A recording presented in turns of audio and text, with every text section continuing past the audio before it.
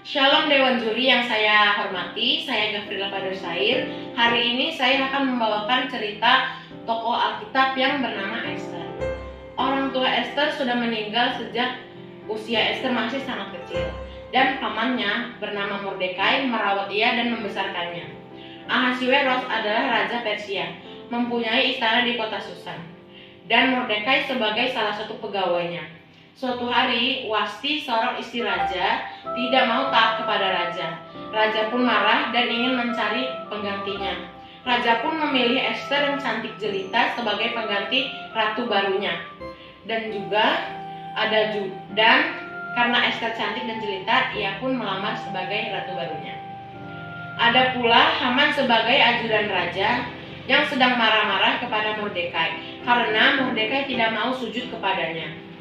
Karena itu, Haman pun berkata, "Apakah engkau melihat orang-orang yang angkuh seperti Mordekai ini yang tidak mau sujud kepadaku? Maka akan kuhukum dia."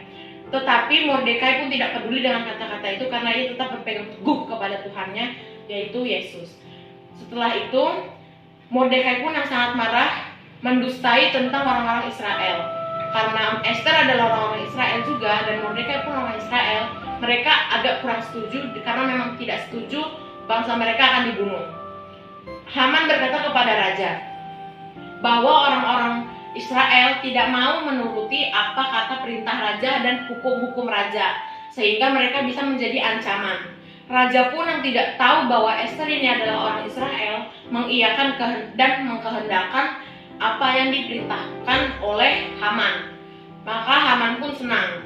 Saat itu Raja Mordekai pun mulai mengirimkan pesan kepada Esther bahwa Haman sudah mulai meracuni pikiran raja untuk membunuh semua bangsa Israel.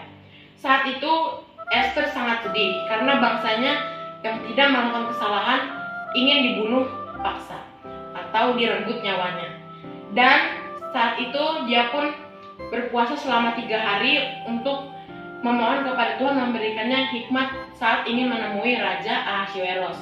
Karena Raja Ahasiweros ini orangnya jika tidak diundang dan kalau datang secara tiba-tiba dan tidak ditunjuk dengan tongkat emasnya akan dibunuh. Lalu Esther pun setelah hari ketiga setelah tuntas dari puasa, ia pun datang ke hadapan raja. Dan raja pun mengulurkan tongkat emasnya.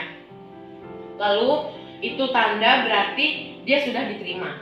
Lalu raja pun mulai menawarkan dan menanyakan, "Esther, apakah yang kau mau hadiah dari aku? Apakah hadiah yang kau mau?